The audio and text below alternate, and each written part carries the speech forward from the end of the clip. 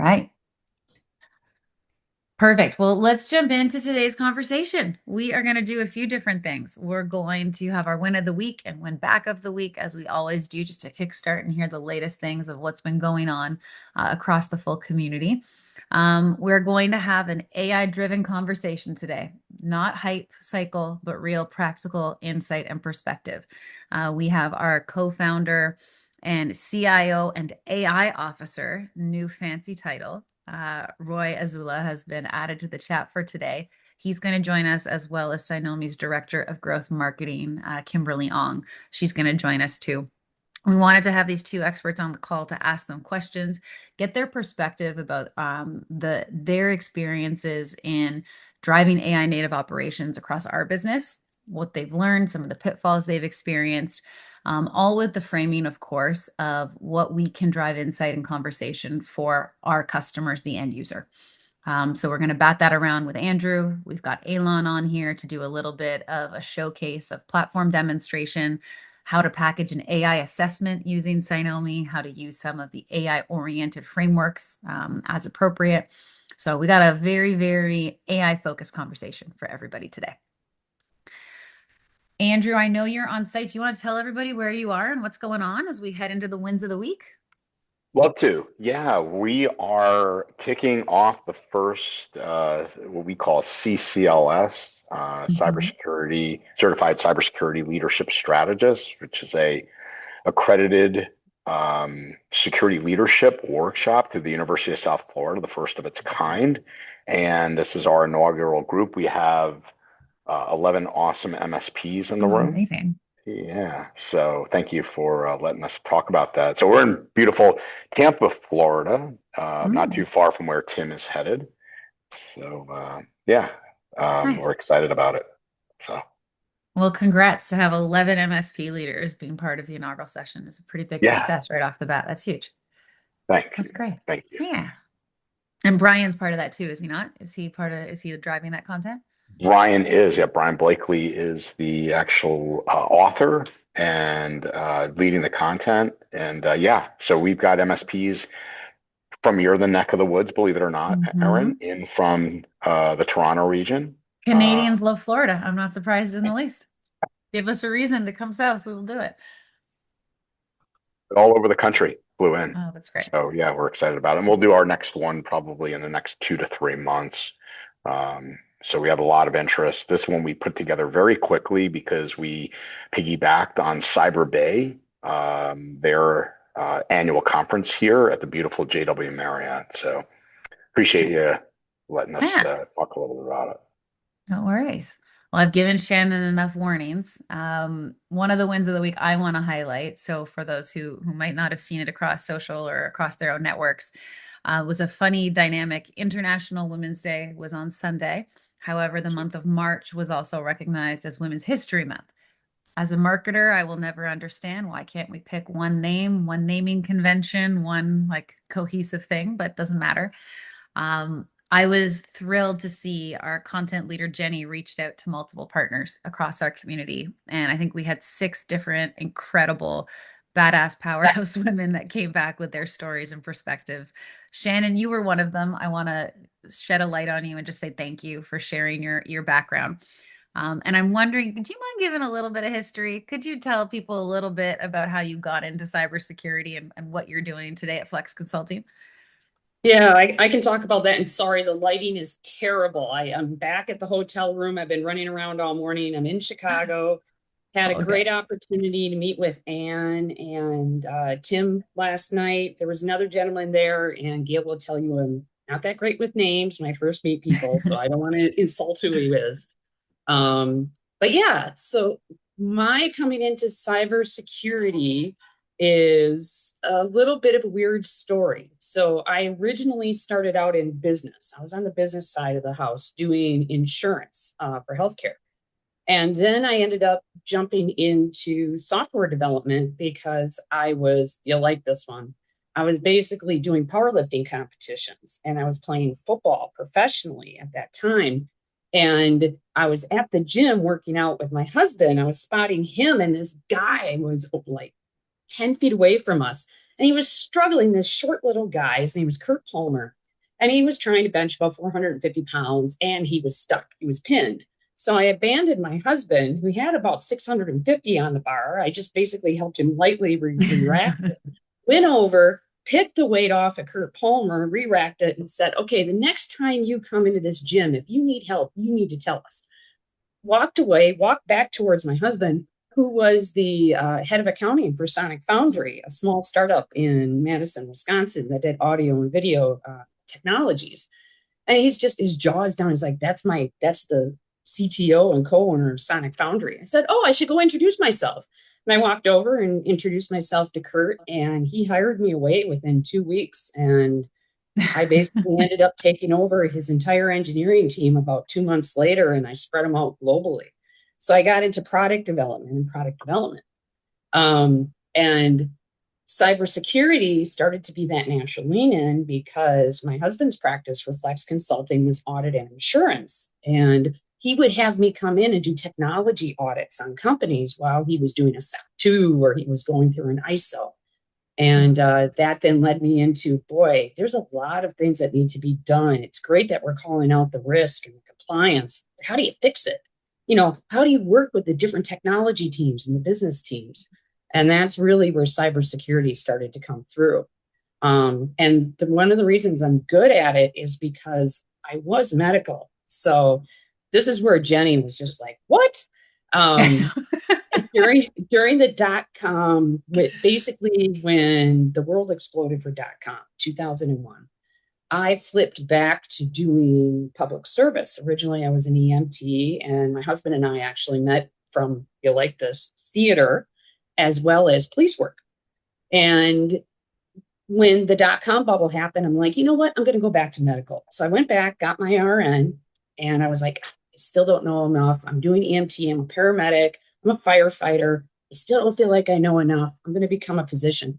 So I went back to school to do orthopedic surgery, and I was almost done, except as I was finishing that out, I blew my back out when I was on a fire call, and I wasn't able to do the hours anymore where I could stand all the time. So then I went back to software, and software was primarily financial software, medical software, which then sucked me back into the world of cybersecurity. And got my big break working with a company called Wolters Kluwer and worked directly with the global CISO at that point, and basically took them from a CMMI framework, rolled out NIST CSF across the board. And I helped ensure that each of their divisions globally basically got all of the required securities and certificates they were supposed to get, working with the technology team primarily, so the cybersecurity team. And then after not sleeping for a couple of years, I said, I just need a break. So that in a nutshell is kind of me. And last night when we were sitting at the table and talking, Anne is amazing. It was just so much fun. Anne Westerheim from Akaru. Oh, yes. she truly amazing woman. Tim and I were sitting next to each other, and Tim started to talk about another thing that really kind of lends itself to GRC and security, which is bourbon. And I said, oh, yeah, I'm a distiller. And he goes like, oh, you make bourbon? I said, no, I make scotch. I am. I actually have my own distillery. I teach distillation up in New Richmond. So had this great conversation with Anne and with Tim and with the other gentlemen about how everything relates back to cybersecurity. Now, everybody's like, there's no way you could have done all this stuff. I don't sleep, if you haven't figured it out, which is one of the reasons I did public service. I still run as a paramedic. I still keep up with my distilling. I still teach classes.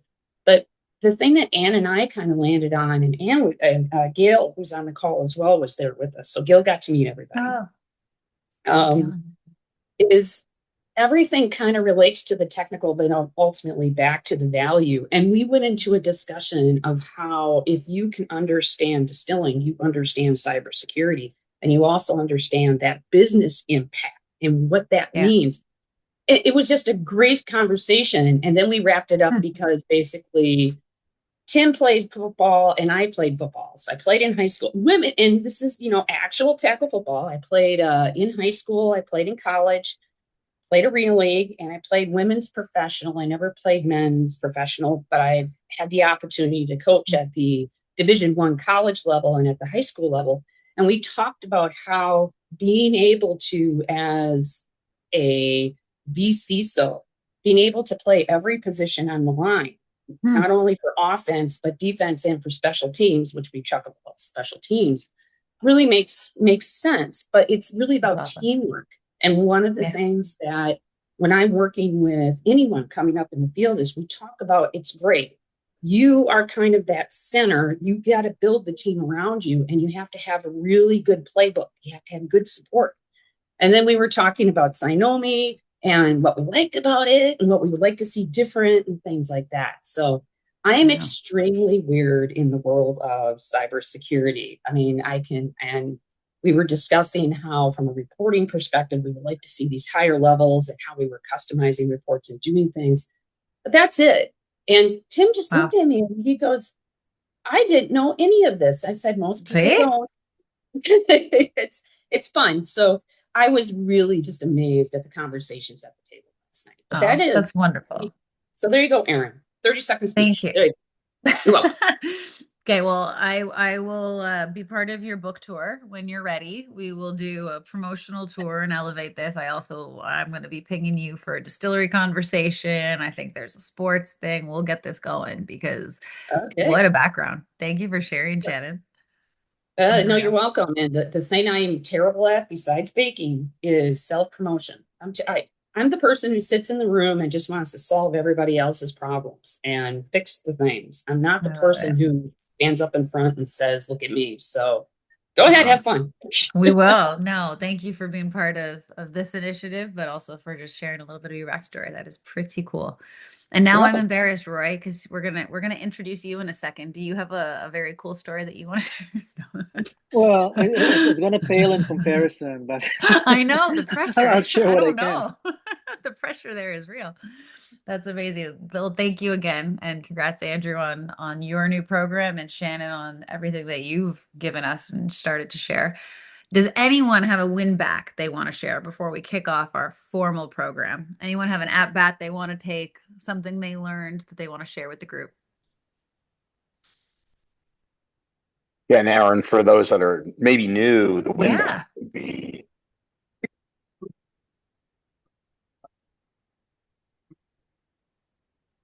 Andrew, I'm sorry, we're not hearing you come through. It's real choppy.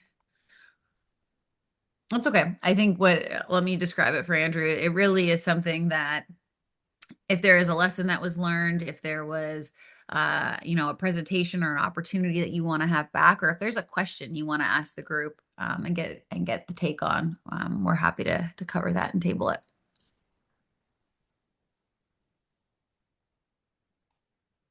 All right. Okay. We'll keep going. We gave him that moment. That's okay. So, in today's conversation, we are going to be talking a lot about AI. We're going to talk about it from an individual perspective of adopting AI practices across your own businesses, but we're also going to talk about it from an SMB and board perspective about the types of questions, the types of conversations that they're having, and how you can best prepare yourself in your business to support that, to be a true strategic advisor as they're driving further usage, further governance, and further control. To drive a lot of this conversation, we have two special guests. Our first one is Roy Azoulay. He is the co-founder of Cynomi. He is our CIO, and his fancy new title is CIO and Chief AI Officer. So he is very, very well credible and ready to talk about this space. But before we jump into a full discussion with Roy, we want to get a little bit of our bearings around this group, your utilization overall, and overall comfort level. And so, Kristen, I'm going to ask you to kick off the poll if you can. I will stop sharing for a moment. And you see 4 questions here that are really going to help us all understand where we're at. Um, and we'll jump in and share these. Let's see.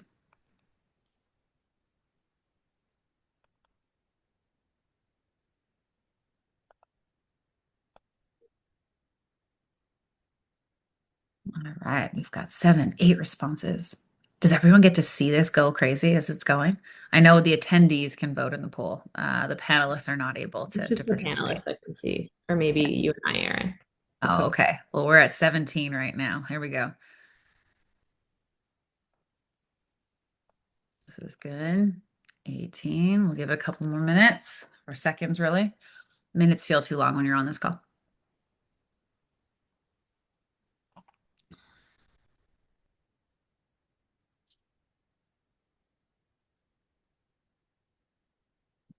All Brian, right. while we're waiting, can I do a quick? No, sorry, Andrew. It's still, it starts out okay and then it drops out. Maybe a power issue? I'm not sure.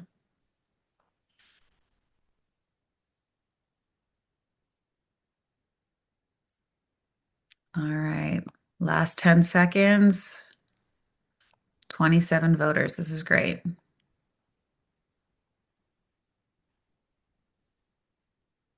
All right. I'm going to end our poll here and share the results. So what you see here, 20 out of 26 voters are actively leveraging AI across your service practice today. So 77%.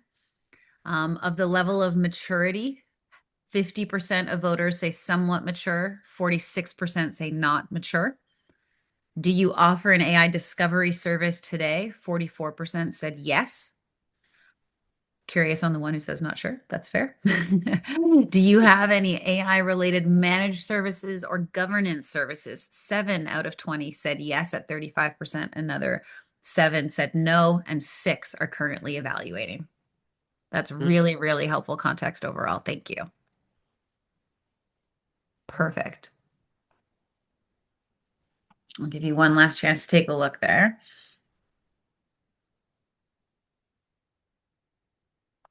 All right. Okay, Roy, now we know who we're dealing with. This is good. Let's kick things off just with a little bit of discussion with you, Roy. I'd love if you could introduce yourself and give everyone a little bit of background in terms of your relationship with David Fremore as our CEO and other co-founder, and your background in terms of business and entrepreneurship. Yeah, sure. So I actually took a course that's almost opposite to Shannon's. I started out on the technical side. So I studied physics and computer science. I don't know, Erin, if I told you this before, but actually my original dream was to be a physicist. Um, Oh, and then I started my career in the Israeli cybersecurity sector in technical and leadership roles, always on the defense side, never offense. And mm, then I moved to the UK because I wanted to pursue business education. I did a business degree at Oxford University. Um, and that's where it took an odd turn because after doing that, I managed to convince Oxford University that they should set up a startup incubator to support entrepreneurs and that I should actually set it up for them and run it. So I did that for a few years. It was really fun. I had some pretty big companies come out of it. But then after a few years, I thought, I should really practice what I'm preaching. So Mm-hmm. I started my first company, which was an early pioneer in deepfake detections. Mm-hmm. And that is where I had a very highly esteemed cybersecurity board advisor who just came off his government and military career. That was David Primor, our CEO. We enjoyed working together. We saw eye to eye on the opportunity in mid-market cyber. And when the time came back in 2020 to set up Cynomi, David invited me to join him. And yeah, here we are. amazing. And maybe tell people a little bit about what you do today with Cynomi. Obviously, I've said your fancy title a few times. What does it mean to be the CIO and Chief AI Officer of a business like this? So my fancy title is relatively new. Up to up to recently, I was COO. And in our last board meeting, our the Xiaomi board basically said, "Look, AI is moving so fast. It's so important for companies that we want a founder level commitment. We want, well, not the CEO, of course, but we want you, Roy, to go and make sure that Cynomi is adopting AI across all disciplines in the business as quickly, as effectively, and as securely as it can. And that's a large part of my role today. Yeah.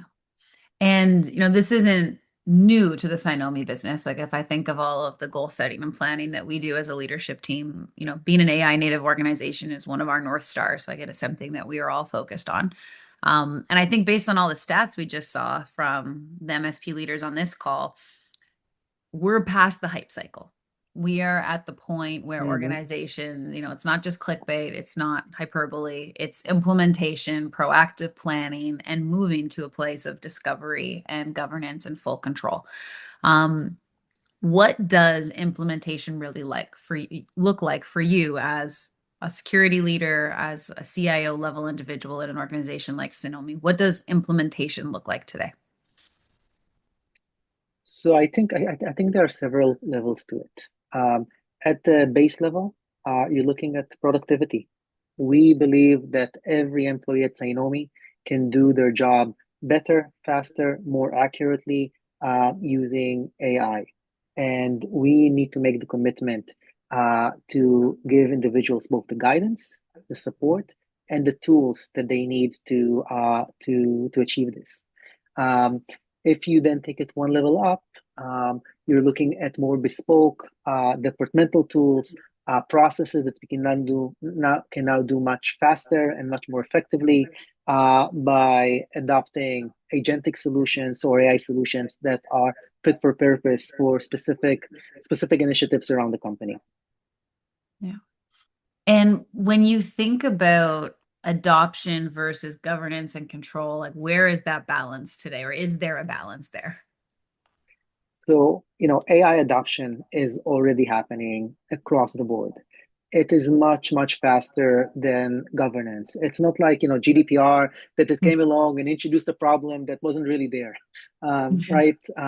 Right now, we're in a place where regulation didn't create a problem, but it exposes it. And in some cases, it gives us tools to deal with it. If we think of some of the new framework that have been published.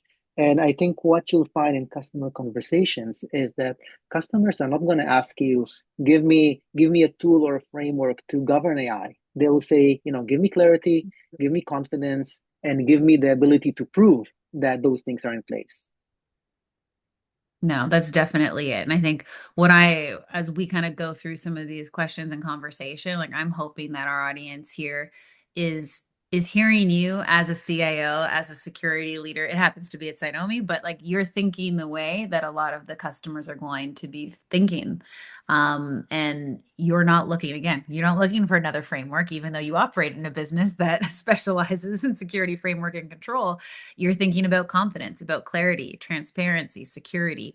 And those are going to be the themes that we draw on here. So Kristen put it in the chat. If anyone has any questions as we go through this, feel free to throw them in the chat. We've got a few more, of course, that we want to hammer out and make sure we're sharing the client and the board perspective here, but we want to get your take too. So let's think about, you both from your perspective, but also as you're dealing with partners and clients, where do you think SMB or mid-market leadership teams are most unprepared when it comes to governing AI usage? Where are the gaps today? I think the vast majority of them are underestimating the amount of AI usage within their organizations. And it's at the most basic level. I don't think they have the visibility yet, because think of the forces at work here. We have this new technology that is a force multiplier, right? It can allow any employee to do their job much, much, much more efficiently. But then for most of the productivity solutions, they are not expensive, right? ChatGPT has a free tier. Even a lot of tools that don't have a free tier, they're cheap enough to be classified under discretionary budgets, right? So they can just, someone could just go in, put in a credit card, and that's it. Your organization is using another AI tool where nobody looked at governance, where nobody looked at the underlying model, where nobody looked at training on the data that you put in. So I would say at the point that we're at right now, visibility is my utmost concern, or lack of visibility. Yeah, no, that's super fair. And so if you were sitting on the board of, a client organization, an SMB, a mid-market organization, what would you want your MSP, your security partner, to proactively tell you about AI that most are not today? I think from a board perspective, I think boards really value transparency. And I would value my MSP coming to me and telling me, look, we're gonna do an assessment, but you should know AI is already being used in your organization, right? So it's just for us to uncover how much. And then I would want my MSP to position themselves as an enabler, right? Saying, those things that just told you about wide usage in organization, that's a good thing. My job is not to stop your company from using AI. My job is to make sure that you can use those superpowers that AI gives you in your company, that you can use it transparently, so you, the board, know exactly what's going on, and that you can use it safely and securely, so you meet your compliance and security obligations. That's the sort of conversation I would welcome, and I think it then positions the relationship as really a partnership, something that can be maintained at board level. Yeah. Andrew, I want to give you a shot here and just see. Oh, hold on. Let's see. You just got passed over for Didi. So David, I see your hand up. David, you get the floor. That's how this works. Yeah, thanks. Somebody invited me to this conversation by surprise, so I am a special guest. I added Didi. You just perfect. We got to prepare Roy for these things. You're going to put him in the hot seat now. Go ahead. Yeah, I was on the way to a different place, and now I have to stay here. But anyway, I want to mention the balance, because as a CEO, I get the pressure from investors and from myself, because I'm a visionary. I want to use AI as much as I can. I want to help people to be more efficient. I push AI first company. I push Kim. I push Roy. I push everyone, the R&D, to be more efficient and use all these tools. But I trust Roy to manage it and to be able to say, okay, it's not secured to use those tools like without any control. And Roy is completely right, because you can treat Cynomi as a SMB as well. We are a high-tech company, 80 employees. Lots of people want to use AI. And since we are talking about AI and we are implementing AI features within the platform, and everybody talks about AI, everybody wants to be at the head of the curve. Okay, we start with GPT, and now let's try Gemini and Cloud Code and Cloud Coworkers and all the different applications that help us to do more with less. So how can we manage it? So I think that you asked a question about the board. So if and actually me and Roy together in the board of Cynomi, so they want to understand, okay, how much AI you are using.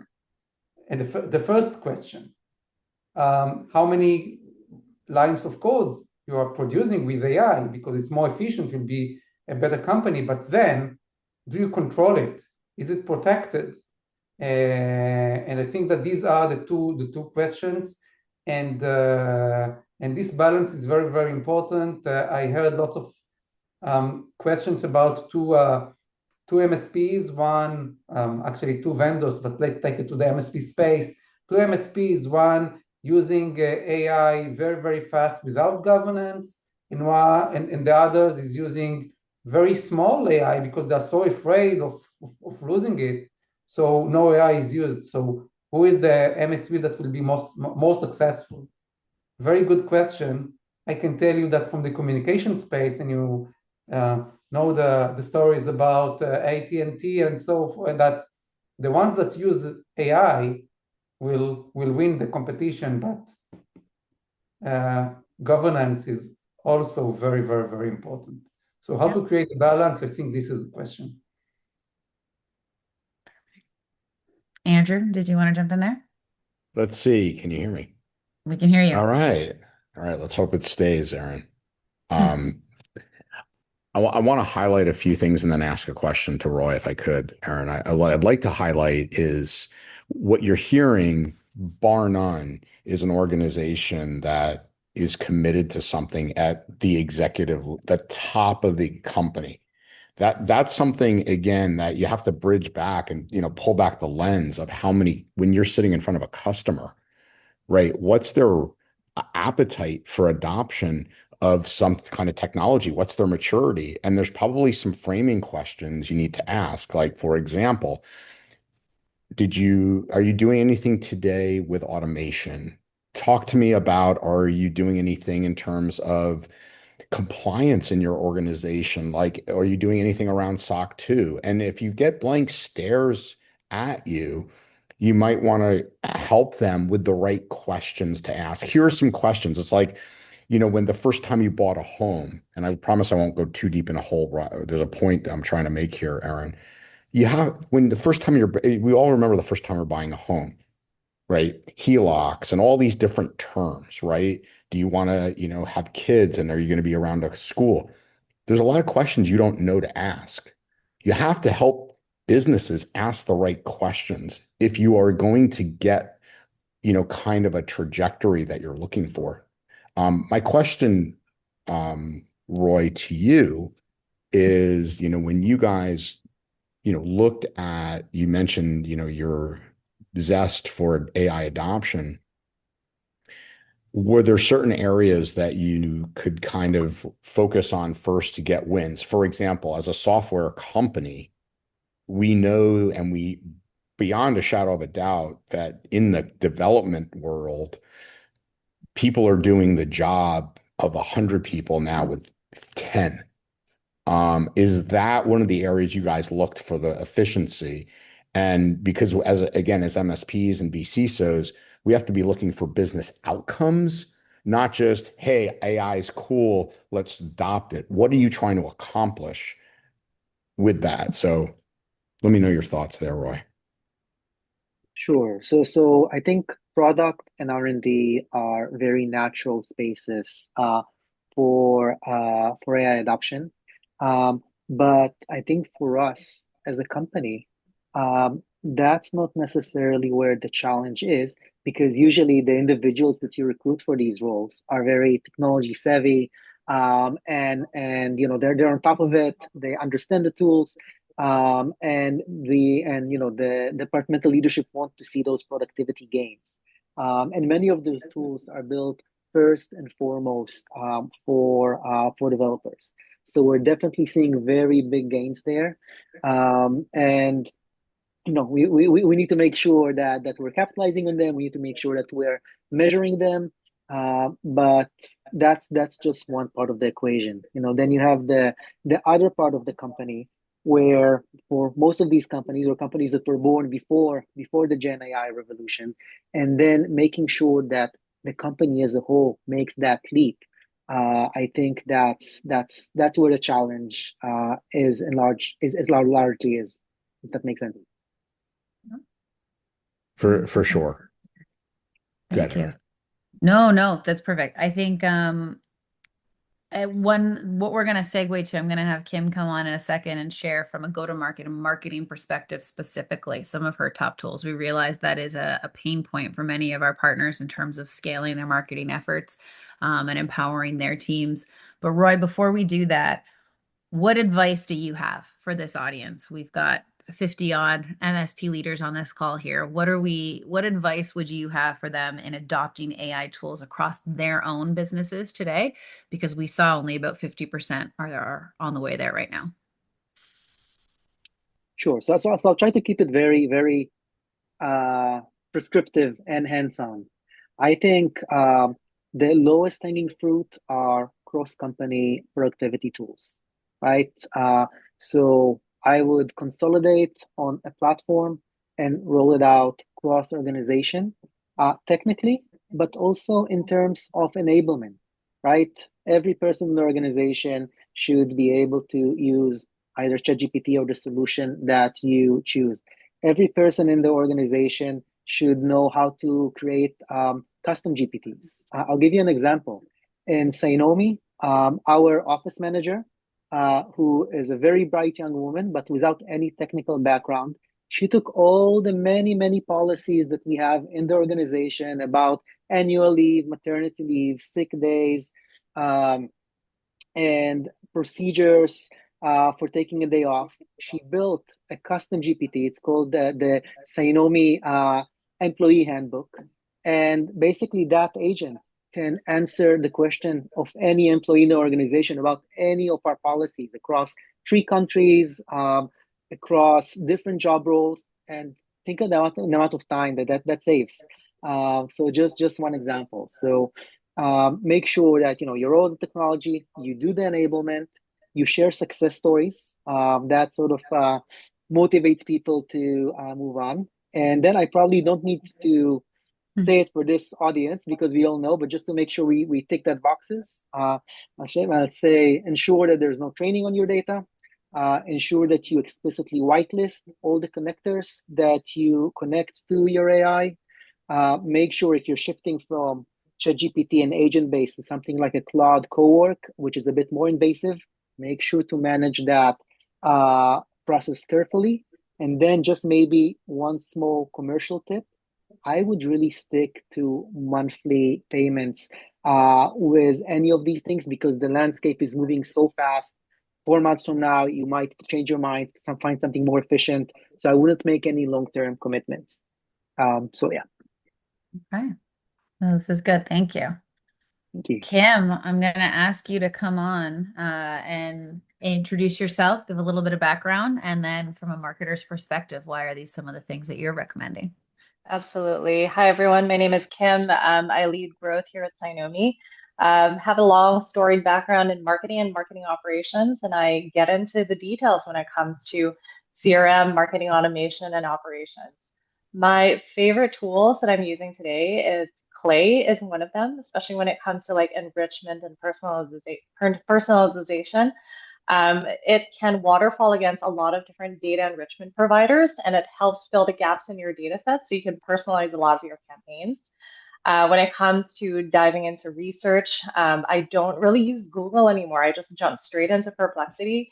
I also use Notebook LM a lot when it comes to diving into, all of those really long, hefty documents and just summarizing them into audio overviews. I just love that.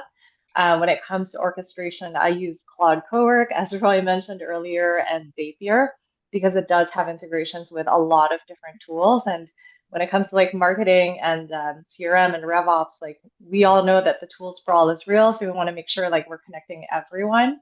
And then ChatGPT, I just kind of slap that in there because it's really great for general use, for data analysis, for writing. I also like diving into HubSpot smart properties today because HubSpot does a really great job of integrating AI as part of their tool set and just makes it really easy and seamless for you to use within the CRM. So those are my recommendations. Welcome any other recommendations anyone has. No, that's perfect. And we, as part of Cynomi is introducing a full go-to-market academy. We are kicking off actually with Andrew talking about selling. We'll be having pricing and packaging, marketing, and then proving value as key areas. We're spending a lot of time as a marketing team meeting with partners, talking about go-to-market plans, talking about tool sets and ways that you can drive more efficiency across your marketing organization. So this is like a subset of examples. We wanted to throw these names out there to you. We're happy to talk to you all more about what could work for your teams, but make sure to take a screenshot of this list. We'll communicate it out in our newsletter and make sure everybody has it. My personal favorite on here is Notebook. If you've never experienced it, throwing sources in, building presentations, videos, content from that just really can help you dissect very dense material, as Kim said, and it's a pretty polished output right out of the gate. So thank you for sharing. These are some great tips to have. Oh, Didi, one more, and then we're going to go to Alon. Don't take in too much of his time. Okay. So just want to share my practice of day to day using AI. I think it might be beneficial for executives in the MSP space. So I guess everything is recorded. Make sure that every meeting is recorded. So what I'm using, we're using in a company Fathom. So it's not very Roy is responsible for the expenses. So I think that it's not very expensive, but we can use it. And not necessarily the summary and the AI summary is so great, but I'm using the transcript. And the problem that I had that everything now, or lots of meetings are virtual, but many of the meetings that I'm doing are not virtual because I like in person. So I'm using this one, and that Roy actually bought me.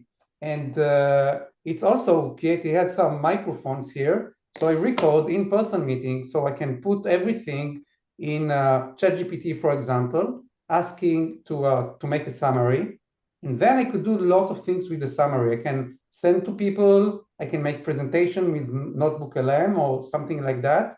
So just want to say that having the transcript in one space, in one place of the meetings, it's very, very important for us as to have all the memory of all the meetings in some space, because we forget, and to be able to correlate, to be able then to go to this database and to get some insights. So very, very powerful. And since we are coding everything, we could get many insights also from customers, from vendors, from within our company. Great thing, and I guess it saved me so much time. Perfect. All right. Elon, let's wrap this up and bring it to you for how this can come to life in platform and some of your recommendations on bringing it forward for assessment capability. Bring it back home. A subject dear to my heart, both on my day-to-day and how it affects things that we do over here, both internally and externally with partners. I think the potential is huge. But what I think is really important to discuss is not necessarily just to convince you, because I think most of you would agree on the need for it and what is it exactly that in terms of risks that it brings to the table. But I want to align on business outcomes, because we talked about it before in past weeks about how do we drive a business outcome conversations for clients. Part of it is talking about risks. Part of it is talking about governance and what does that mean. And I like what Roy mentioned. Like we used to say back at the time, and still today in EDR and other worlds, you can protect what you can see. And I think it gets a new twist today with everything that comes with AI. For the ones of you that haven't, I highly encourage go into MITRE Atlas. That's the evolution of the tactics and techniques that are part of this realm, where usually we tend to think about more, of the privilege escalation and the propagation and the lateral movement and everything in there, from weaponization to exploitation. But with AI, we get new stages in there. And I think part of it is the requirement that you have to service and bring it up in front of the clients. This type of understanding of what this technology allows us to do goes alongside of what this technology could prevent us from doing. And part of it is business continuity and speaking business outcomes. So a few things before I jump into the demo. I wanted to anchor this discussion and some of the things that I will show you around the unexpected outcomes that we could leverage, that you could leverage as part of your conversations, as part of the AI vCISO offering, or whatever advisor that you bring up to the table. I think it's important to understand, Jack from my team, I'd mentioned it before about having a strategy before using the tools and having a cause to use those tools. And as Roy mentioned, most of the times, they'll find out that people already use it. It's just there.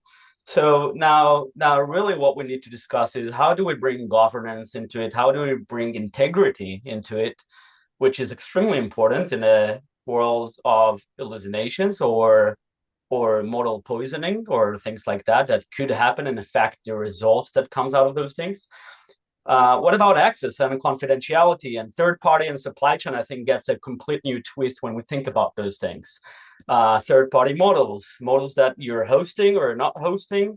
All of those things are super important. And when we're thinking about the realm of frameworks that that supports us in this process. We have the ISO 24001 that speaks more about the governance realm of things, and the NIST AI RMF that speaks more about the risks way of things. And we're saying the EU AI Act that came into the place February, I believe, of this year, and I think going into act and validation somewhere around August of this year. So these things are moving, and the demand is coming from the regulation space.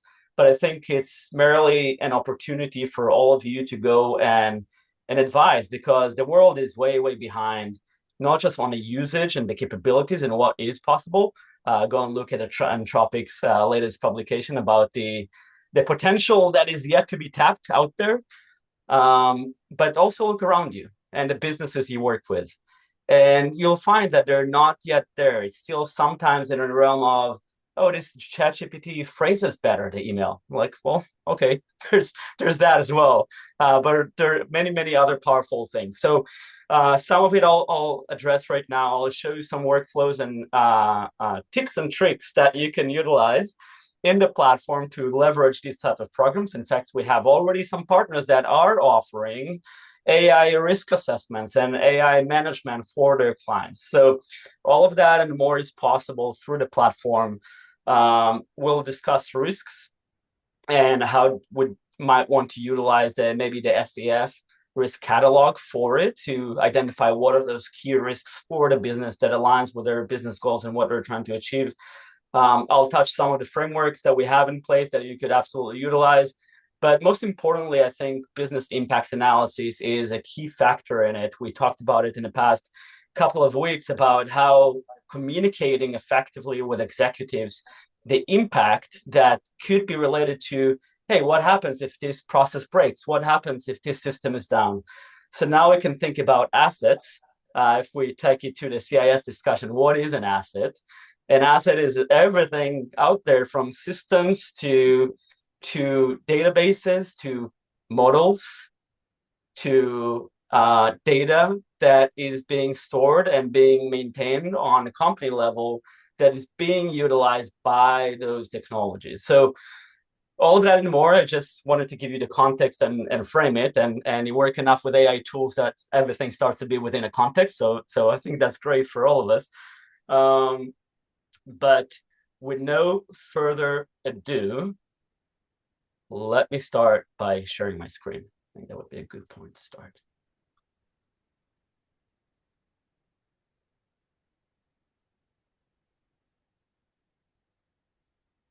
All right. Can you see my screen? Everything goes through? I can see. Perfect. And timing-wise, I have a few minutes. Okay.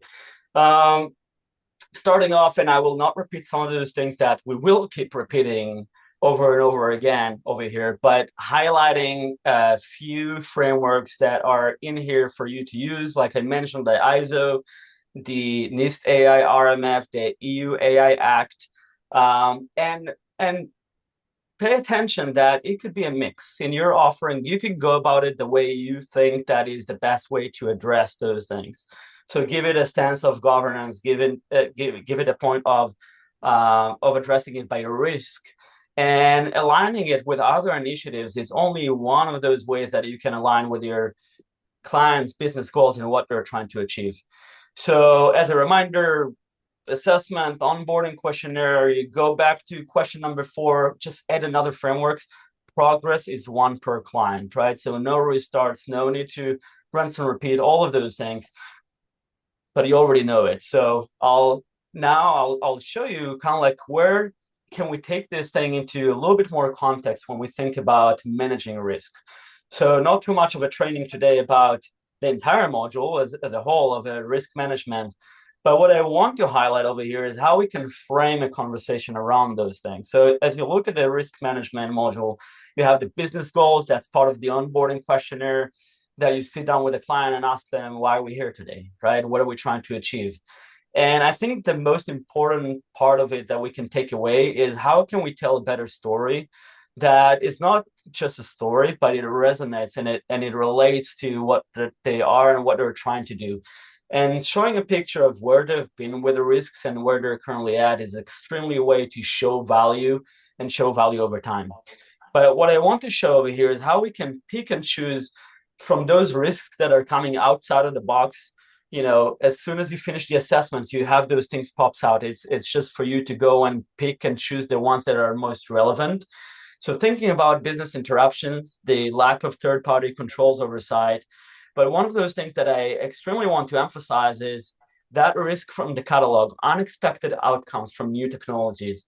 And I think today more than any other day, it's the thing where you can find like individuals driving one solution, where beforehand it might be like one solution that serves a team or an entire company or segment. We can see more and more of those, like more individuals that are using certain tools to leverage their work and capitalize on all this work in there. Data loss is part of it. Inability to maintain situational awareness, I think, gets a new twist out of it.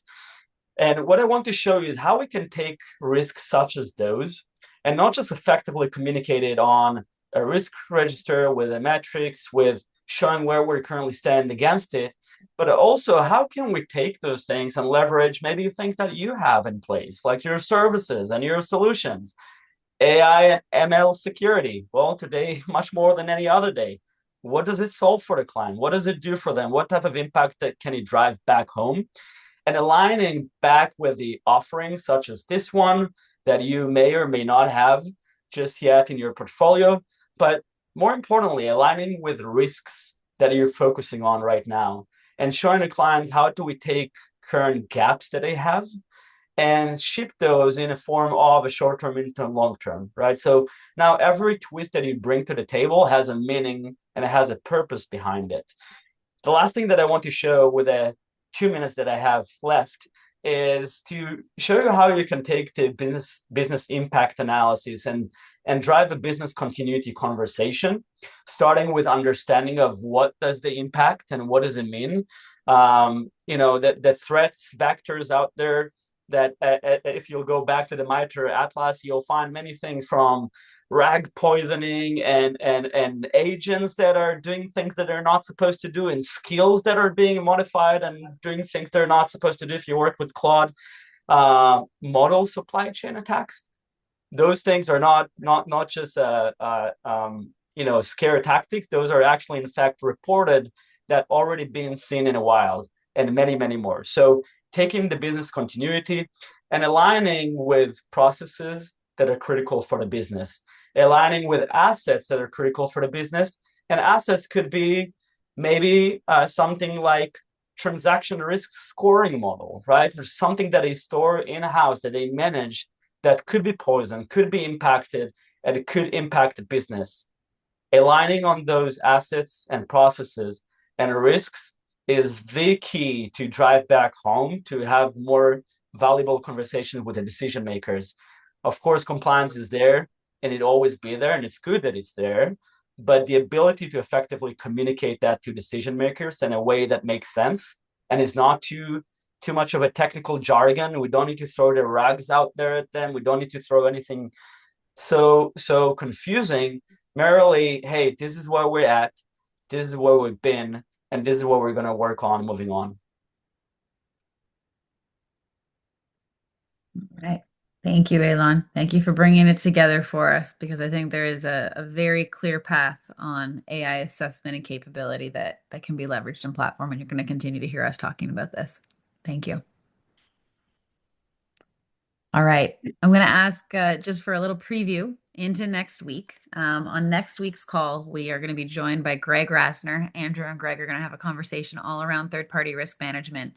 And this is incredibly timely, not only to have Andrew and Greg's expertise on the call, but Cynomi has just communicated out to market just the highlight and the opportunity of untapped revenue capture from third-party risk management. We're calling this the greatest risk that you can capture outside of human risk protection, of course. But all stats from Gartner, from Verizon, from Research Markets point to the significant opportunity that exists in third-party risk management. I'm going to link to this one in case you want to take a screenshot and grab it. We have communicated a new guide around this, highlighting the opportunity, but also highlighting how you can go about operationalizing a TPRM practice within your service, if you haven't already, some of the steps you can take, the ways that you can engage. And of course, we'll be showcasing to you the Cynomi platform and what you can do there. As part of this, couple special offers, existing Cynomi partners, we are introducing TPRM to you for your own purposes. It will now be part of your NFR license. And that's something you can request from your partner account managers at no additional cost. You can reach out to them today. You can get that added so that you can protect your own house and you can manage your third parties using Cynomi. Going forward, all new partners that join Cynomi will be able to have this as part of their NFR license. So this is a way that we're really bringing TPRM to market and helping you protect your houses first. Second to that, there's a few limited time offers and special promos out there. I'm going to ask you to connect with your team, and we'll be talking all about TPRM and the ways that you can engage and scale your businesses going forward with this. So we look forward to next week. Andrew and Greg are in the hot seat talking all things TPRM. Check out the guide, check out our latest release. And thank you to our speakers today for everything AI related. Appreciate you guys. Thank you, everyone. Thank you. Have a good week, guys.